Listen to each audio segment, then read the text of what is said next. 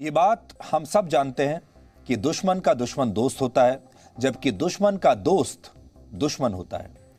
और आप अपने दुश्मन को घर बुलाना तो दूर, उसे अपने घर के आसपास भी फटकने नहीं देना चाहते। लेकिन भारत शायद अकेला ऐसा देश होगा जहां कुछ लोग राजनीति और अपनी विचारधारा की खातिर देश के शत्रुओं को भी अपना मित्र बना लेते हैं और उनके जश्न में भी शामिल हो जाते हैं, चाहे इससे उनका देश कमजोर ही क्यों ना हो जाए।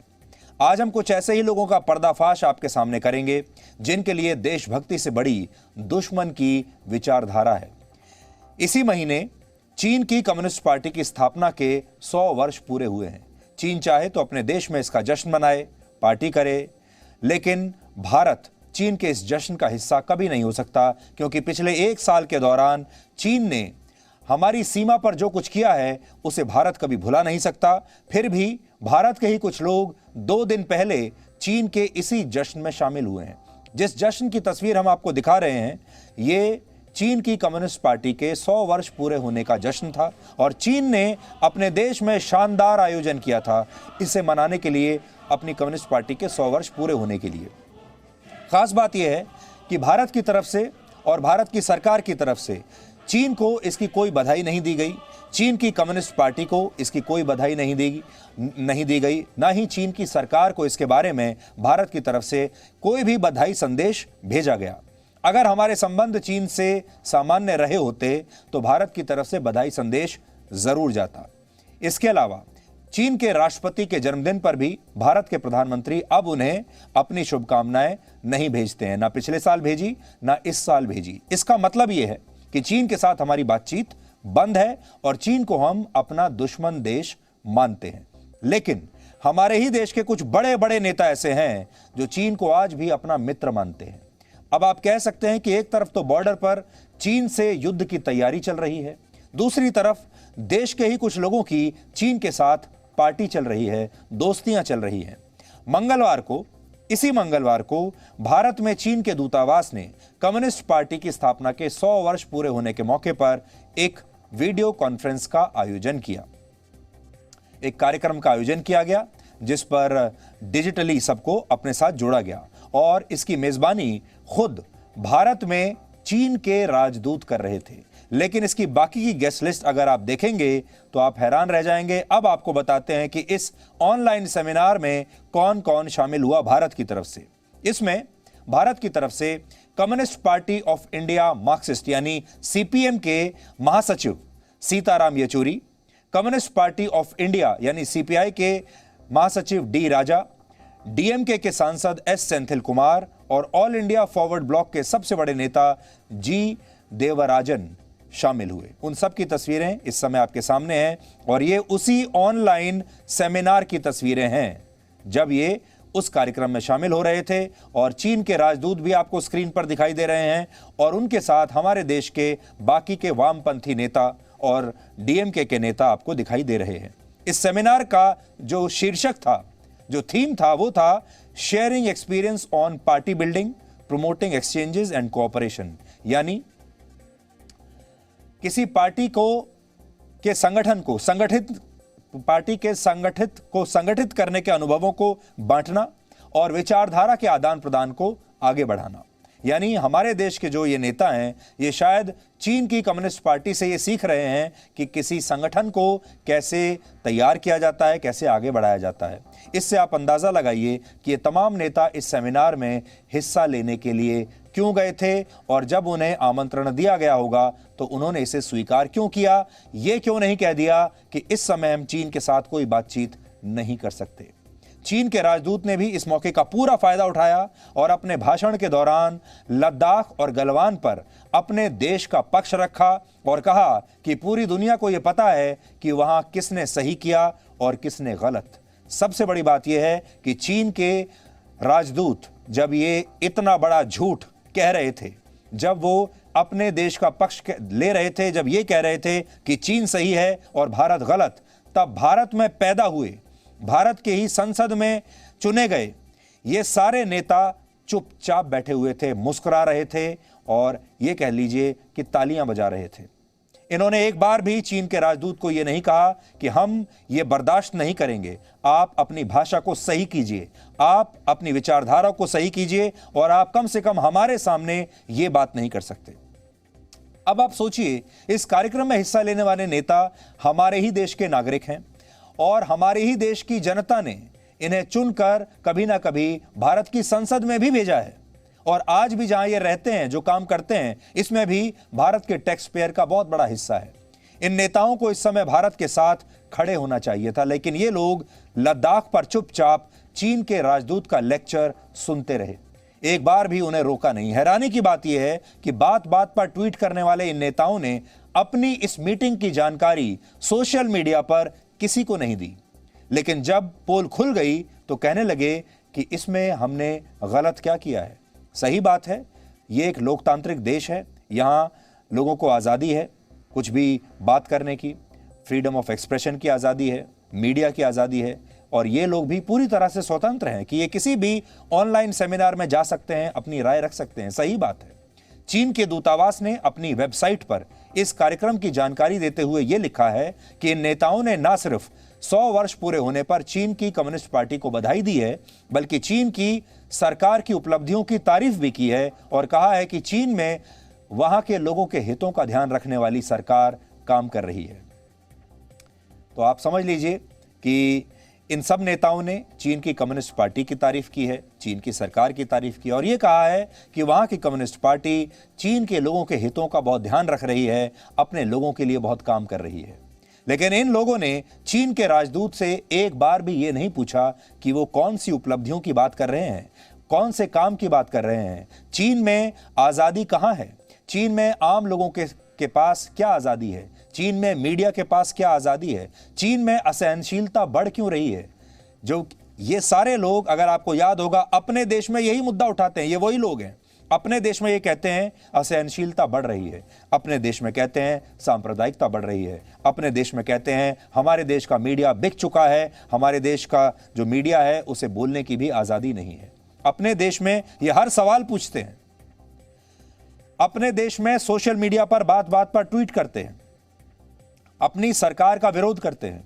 लेकिन चीन के मामले में इन्होंने एक बार भी चीन के राजदूत से यह नहीं पूछा कि भाई आपके देश में लोकतंत्र क्यों नहीं है, आप अपने देश में लोकतंत्र कब ला रहे हैं, आप अपने लोगों को कुछ भी कहने की आज़ादी कब देने वाले हैं, आपके यहाँ सोशल मीडिया पर लोग अपनी मन की बात लिख क्यों नहीं पा रहे हैं। एक बार इन्होंने नहीं पूछा।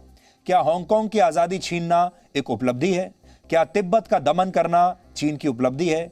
क्या ताइवान को युद्ध की धमकियां देना चीन की उपलब्धि है? या फिर वहां वीगर मुसलमानों का नरसंहार करना क्या चीन की उपलब्धि है? ये सवाल पूछने की बजाय हमारे देश के ये बड़े बड़े नेता, जिनके नाम आप हर रोज अखबारों में सुनते हैं, जिनको आप हर रोज टीवी पर देखते हैं, जो कभी ना कभी भारत की संसद में भी रह चुके हैं, कुछ लोग तो अब भी हैं, ये सारे लोग चुपचाप चीन के इस सरकारी लेक्चर को सुनते रहे, उस पर तालियां बजाते रहे, मुस्कुराते रहे और उसे अपना समर्थन देते रहे। ये लोग इसलिए कुछ नहीं बोल पाए क्योंकि हमारे यहाँ कभी भी इस पर एक राय बन ही नहीं पाती कि हमारे देश का दुश्मन कौन है और हमारे देश का दोस्त कौन है। भारत ने पाकिस्तान के साथ 1965 में युद्ध लड़ा, 71 में लड़ा, फिर 1999 में कारगिल का युद्ध लड़ा। इसके अलावा पाकिस्तान जब मौका मिलता है हमें कोई ना कोई जख्म देता रहता है। लेकिन जब हम युद्ध लड़ रहे थे, इन तीनों युद्ध के दौरान भी भारत पाकिस्तान के खिलाफ एक नहीं हो पाया और भारत के ही बहुत सारे लोग पाकिस्तान के बचाव में लगे रहे या उससे संबंध सुधारने की वकालत करते रहे, सरकारों को दोष देते रहे, सरकारी नीतियों को दोष देते रहे। और आज भी बहुत सारे भारत के बुद्धिजीवी ऐसे हैं, पत्रकार ऐसे हैं, फिल्म स्टार्स ऐसे हैं, नेता ऐसे हैं जो पाकिस्तान जाने के लिए बेताब रहते हैं। ये लोग पाकिस्तान से लौटकर कहते हैं उन्हें वहाँ बहुत प्यार मिला और पाकिस्तान के लोग भी हमारे देश के लोग जैसे ही हैं। बिल्कुल होंगे, लेकिन ये उदाहरण इसलिए आपको दे रहे हैं कि सारी दुनिया जानती है कि अब पाकिस्तान भारत का दुश्मन देश है और 70 साल से हम ये बात जानते हैं। पाकिस्तान की वजह से इस देश के 2 टुकड़े हुए 1947 में। फिर भी हमारे देश का एक वर्ग ऐसा है जो आज भी पाकिस्तान को दुश्मन मानने के लिए तैयार नहीं है और अगर आज भी पाकिस्तान से हमारा युद्ध हो जाए तो ये लोग हमारा साथ नहीं देंगे, पाकिस्तान का साथ देंगे। इसी तरह चीन के मसले पर भी भारत कभी भी एक नहीं हो पाया। भारत की सेना आज भी सीमा पर चीन की सेना के सामने तैनात है। हर रोज वहां कोई ना कोई घटना होती रहती है। हमारे 20 सैनिक गलवान में एक ही रात में शहीद हो गए। भारत सरकार ने चीन के मोबाइल ऐप्स पर बैन लगा दिया। चीन की कई बड़ी बड़ी कंपनियों को भारत आने से रोक दिया गया। चीन की किसी भी कंपनी को भारत में सरकारी टेंडर्स में हिस्सा लेने की इजाजत नहीं है। भारत के प्रधानमंत्री ने चीन के राष्ट्रपति को जन्मदिन की बधाई तक नहीं दी। भारत सरकार ने चीन की कम्युनिस्ट पार्टी को 100 वर्ष पूरे होने पर भी बधाई नहीं दी। लेकिन भारत के वामपंथी चीन के इस जश्न में मगन है। यानी इन लोगों ने देश के दुश्मनों को अपना दोस्त मान लिया है। तो फिर आप सोचिए अब इन्हें क्या माना जाए, क्योंकि दुश्मन का दोस्त तो दुश्मन ही होता है। और जब हम ये कहते हैं कि ये भी दुश्मन है तो इन्हें हमारी बात बड़ी चुभती है, बहुत बुरी लगती है। कुल मिलाकर बात बिल्कुल साफ है कि भारत के दुश्मन सीमाओं के उस पार ही नहीं बल्कि भारत की सीमाओं के अंदर भी बैठे हैं। हालांकि सेमिनार के बाद सीपीआई के नेता डी राजा ने कहा कि इसमें कुछ भी गलत नहीं था, वो इसमें शामिल हुए, इसमें कुछ गलत नहीं, क्योंकि चीन की कम्युनिस्ट पार्टी के 100 वर्ष पूरे होना एक बहुत बड़ा अवसर है और वो अपनी शुभकामनाएं देने के लिए इस कार्यक्रम में शामिल हुए थे। That party has completed or is completing its 100 years. It is not a small thing for a political party. So they are celebrating and they want others also to join in the celebration. And we took that opportunity to convey our good wishes, greetings for their success in the future in building socialism with Chinese characteristics in order to take their country forward as they claim to a moderately prosperous nation. We conveyed our greetings and good wishes, that's all. असल में हमारे देश के वामपंथी लोगों ने और हमारे देश के विपक्षी लोगों ने अब अपनी एक नई पॉलिसी बना ली है और वो पॉलिसी ये है कि सरकार जो भी करेगी हमें उसका विरोध करना है। अगर सरकार चीन से बातचीत बंद कर रही है तो हमें चीन से बातचीत शुरू कर देनी है। अगर सरकार पाकिस्तान से बातचीत नहीं कर रही तो हमें पाकिस्तान का समर्थन करना है। अगर सरकार कोरोना की वैक्सीन बना रही है तो हमें उस वैक्सीन का विरोध करना है। अगर सरकार कोरोना वायरस से लड़ने के लिए कुछ नई रणनीति बना रही है तो हमें उस रणनीति का विरोध करना है।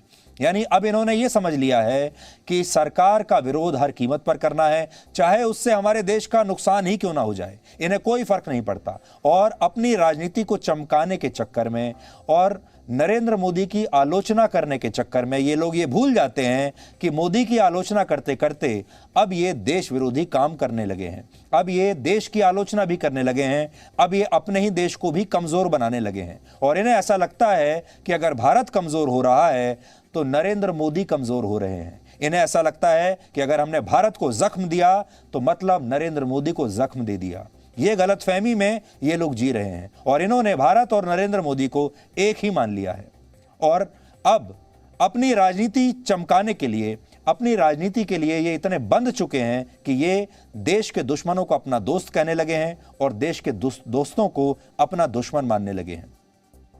बहुत बड़ी विडंबना है कि जो विचारधारा देश के साथ नहीं है उस विचारधारा को मानने वाले नेता हमारे देश में चुनाव भी जीत जाते हैं, बड़ी बड़ी पॉलिटिकल पार्टियां चला रहे हैं, सरकारी जमीन पर उन पॉलिटिकल पार्टियों को दफ्तर दिए जाते हैं, इन्हें सरकारी मकान दिए जाते हैं रहने के लिए और इसी देश की जनता इनकी पार्टी को वोट भी दे देती है और ये लोग उसी वोट के आधार पर कभी संसद में पहुंच जाते हैं और कभी विधानसभाओं में पहुंच जाते हैं। लेकिन एक बात सोचिए, जब इस विचारधारा के लोग संसद में पहुंचते होंगे, विधानसभा में पहुंचते होंगे, मंत्री बनते होंगे, सरकार बनाते होंगे, तो वो फिर उसके बाद सत्ता में पहुंचने के बाद क्या करते होंगे ये भी अंदाजा लगाइए, आप कल्पना भी नहीं कर पाएंगे। केरल में आज भी वामपंथियों की सरकार है। पश्चिम बंगाल की राजनीति में आज भी लेफ्ट का बहुत प्रभाव है। त्रिपुरा जैसे राज्यों में वर्षों तक लेफ्ट की सरकार रही और तमिलनाडु में इस समय जो सरकार है उसकी विचारधारा के केंद्र में भी वामपंथ है, यानी डीएमके। और जिस कार्यक्रम की हम बात कर रहे हैं, चीनी कार्यक्रम की, उसमें डीएमके के एक सांसद ने भी हिस्सा लिया है और डीएमके की सरकार तमिलनाडु में है। अब आप सोच लीजिए कि इस विचारधारा के लोग जब हमारे देश के अलग अलग राज्यों में सरकारें चला रहे हैं, या जब केंद्र में गठबंधन की सरकार चलाते थे और केंद्र में ये शामिल थे, केंद्र सरकार में, तब ये क्या करते होंगे। इसीलिए आपको याद होगा कि जब यूपीए की सरकार थी तो चीन के साथ कितने सारे समझौते हुए थे। कांग्रेस पार्टी ने भी चीन के साथ, वहां की कम्युनिस्ट पार्टी के साथ तब समझौता किया था। और आपको याद होगा यही वजह है कि राहुल गांधी चीन के राजदूत से भी मिलने जाते हैं और कम्युनिस्ट पार्टी के नेताओं से भी मिलने के लिए चीन तक चले जाते हैं। यही वजह है कि जब बॉर्डर पर भारत और चीन के सैनिक टकराते हैं तो ये लोग कभी भी खुलकर चीन का विरोध नहीं करते। आज आप फिर से एक बार सोच कर देखिए, जब गलवान में हमारे दोनों देशों के सैनिक टकराए, चीन के सैनिक और हमारे देश के सैनिक, आपको ये तस्वीरें याद होंगी गलवान की, इसमें हमारे भी 20 जवान शहीद हुए थे। अब आप एक बार अपनी याददाश्त पर जोर डालकर ये देखिए कि भारत के विपक्षी दलों के नेता, चाहे वो कांग्रेस के नेता हों, राहुल गांधी हों, सोनिया गांधी हों या फिर वामपंथी नेता हों, इन्होंने गलवान के समय में भी क्या एक बार भी चीन की आलोचना की? क्या एक बार भी चीन के राष्ट्रपति के लिए कुछ भी कहा? इन्होंने चीन की एक बार भी, आप बयान उठाकर देख लीजिए, आप इंटरनेट पर सर्च करके देख लीजिए, आपको कुछ नहीं मिलेगा। आपको जो मिलेगा वो ये कि गलवान के मौके पर भी सिर्फ भारत सरकार से सवाल पूछे गए, भारत की आलोचना की गई, सेना के दावों पर शक जाहिर किया गया और कहा गया कि हम लोग कुछ नहीं कर पाए। देख लीजिए, ये कुछ बयान आपकी स्क्रीन पर हैं। कम्युनिस्ट पार्टी ऑफ इंडिया और मार्क्सिस्ट सीपीएम ने क्या बयान किया था उस समय, ये आपकी स्क्रीन पर है। ये 2020 का बयान है। इसके अलावा बाकी के भी जो बयान इन्होंने दिए वो सब आपकी स्क्रीन पर है। एक बयान में भी इन्होंने चीन से ये नहीं पूछा कि चीन भारत की सीमा में क्यों घुस आया। बस ये यही कहते रहे कि हमारी सेना क्या कर रही है, हमारी सरकार क्या कर रही है, हमारी सेना ने उन्हें अंदर घुसने कैसे दिया, ये तो पूछ रहे हैं। लेकिन चीन से एक बार भी ये नहीं पूछा कि आप सीमा के पार क्या कर रहे हो।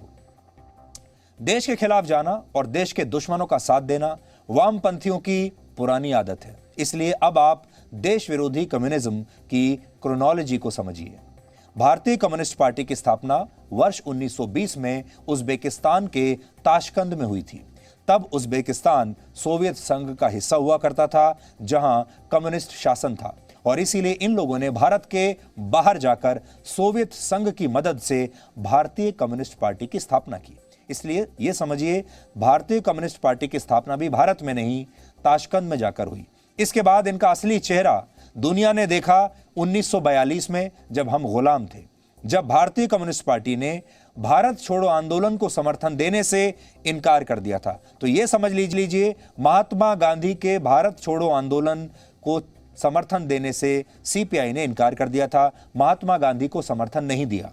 तर्क यह दिया कि उस समय ब्रिटेन और सोवियत संघ मिलकर जर्मनी के तानाशाह हिटलर की सेनाओं से लड़ रहे थे, और इनके तार, जैसा हमने आपको बताया, सोवियत संघ से जुड़े हुए थे। अब सोवियत संघ ब्रिटेन की सेना के साथ मिलकर लड़ रही है, और ब्रिटेन की सेना के खिलाफ ये लोग कैसे जा सकते हैं, ब्रिटेन की सरकार के खिलाफ कैसे जा सकते हैं। इसलिए उस समय वामपंथियों का मानना था कि ब्रिटेन की ताकत को कमजोर नहीं करना चाहिए, चाहे भले ही भारत वर्षों तक अंग्रेजों का गुलाम ऐसे ही क्यों ना बना रहे।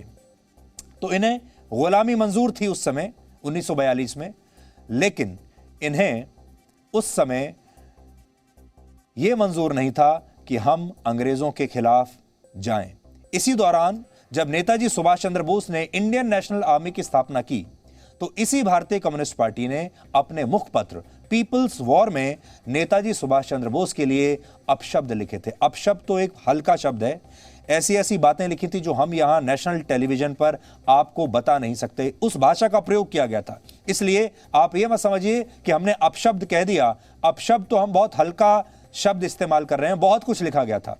और इन्होंने नेताजी सुभाष चंद्र बोस को साम्राज्यवादी ताकतों का मोहरा बताया था। इस मुखपत्र में नेताजी के लिए जिन शब्दों का इस्तेमाल वामपंथियों ने किया, वो आज हम आपको पढ़कर यहां सुना नहीं सकते।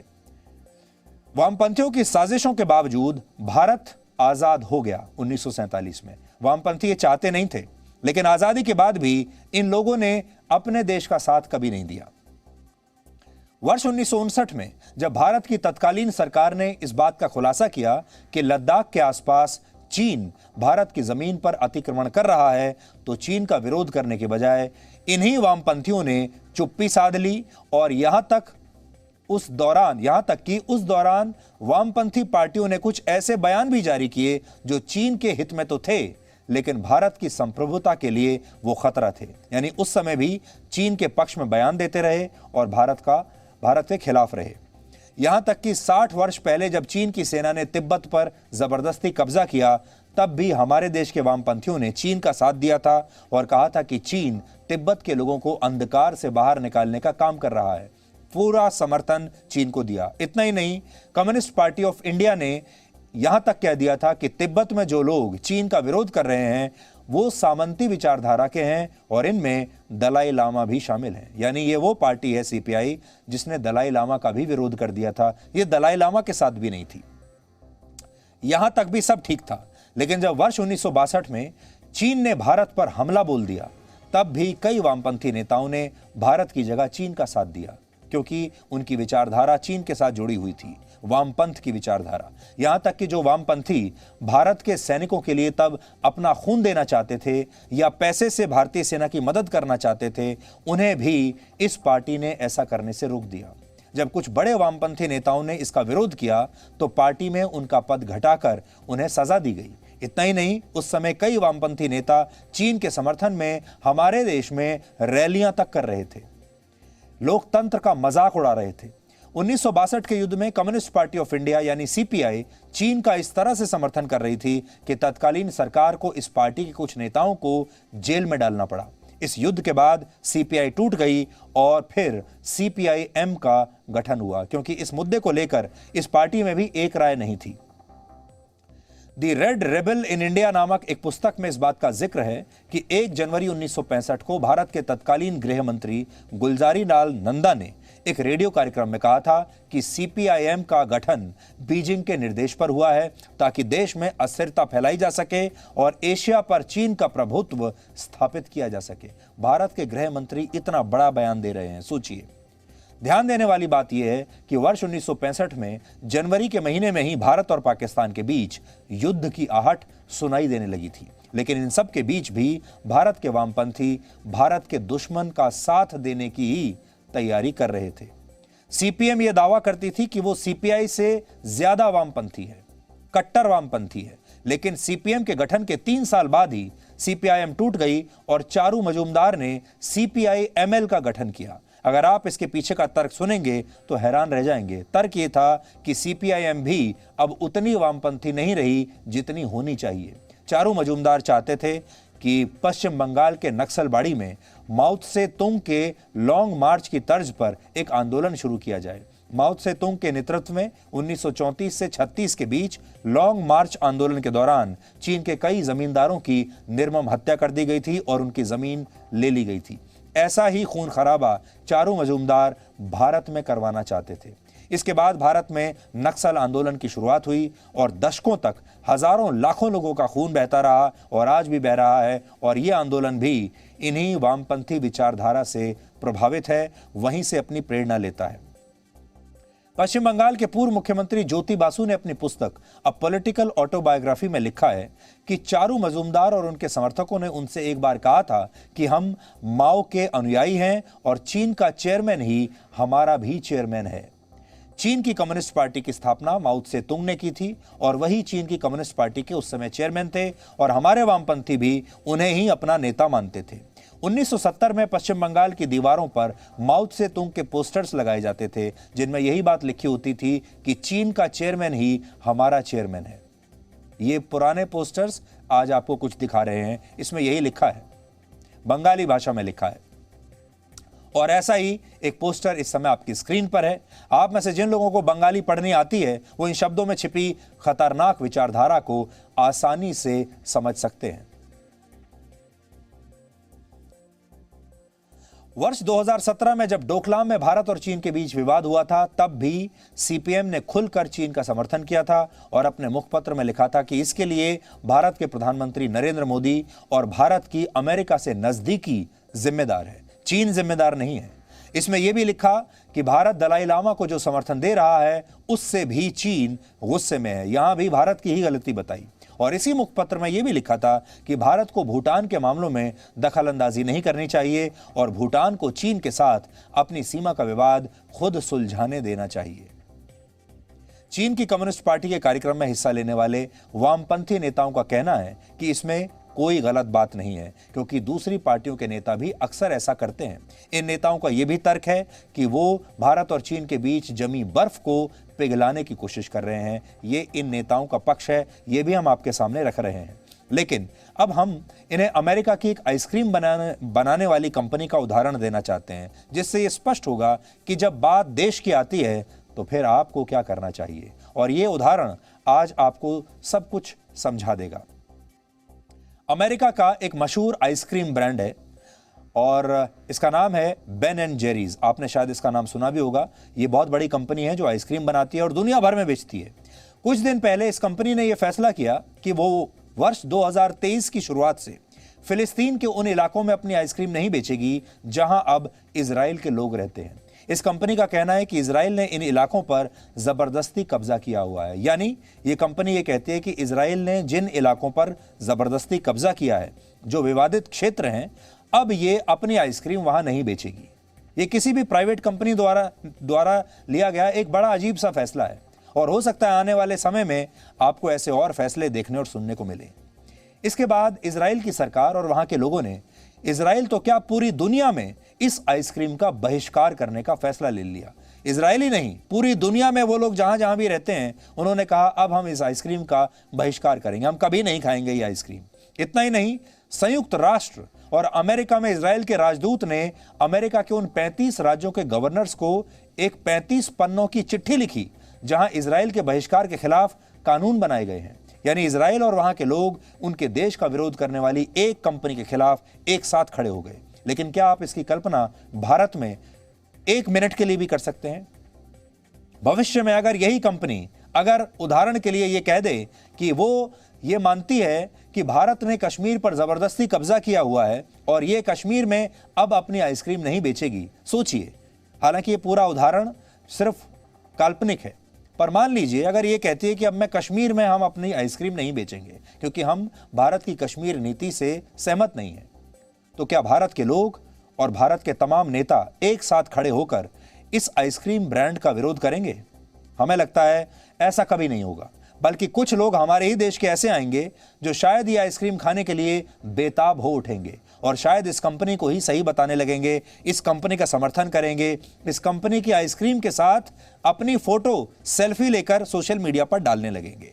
बस यही फर्क है भारत में और इजराइल जैसे देशों में। भारत को एक देश के तौर पर यह बात कमजोर करती है और इसी वजह से भारत के दुश्मन के दोस्त देश के अंदर बैठकर ही देश को खोखला करते हैं। कोई भी देश सीमा पार बैठे दुश्मन से तो लड़ सकता है, लेकिन अपनी ही सीमा में बैठे दुश्मनों से लड़ना बड़ा मुश्किल काम होता है। और इस समय भारत के सामने ये दोनों चुनौतियां हैं, यानी देश की सीमा के बाहर भी दुश्मन है और सीमा के अंदर भी दुश्मन बैठे हुए हैं जो खुलेआम लोकतंत्र के नाम पर इस देश को ही कमजोर कर रहे हैं और इस देश के दुश्मनों का मनोबल बढ़ा रहे हैं, उनकी शक्ति बढ़ा रहे हैं।